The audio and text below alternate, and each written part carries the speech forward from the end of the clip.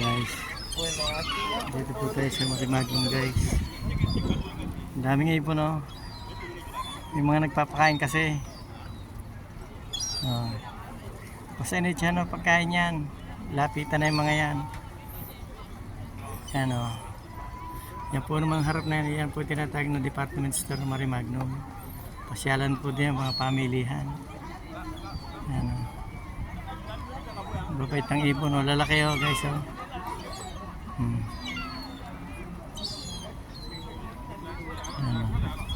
Ayan, basta pinakain ganyan na may nagpapakain kasi.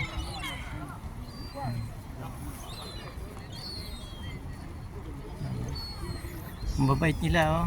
Ayan oh. Sanay na sila sa tao araw-araw ganito, naghihintay sila ng pagkain.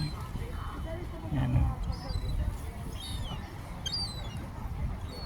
Nakatuwa rin yung mga iba, babait. Ayan oh.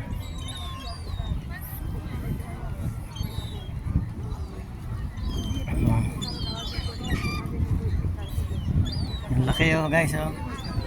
Ang laki ng isang yan oh.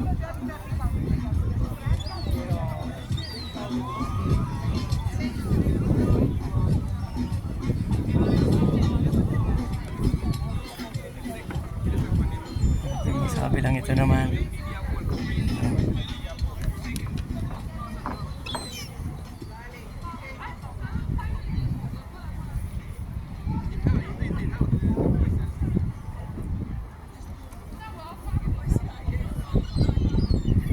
So guys.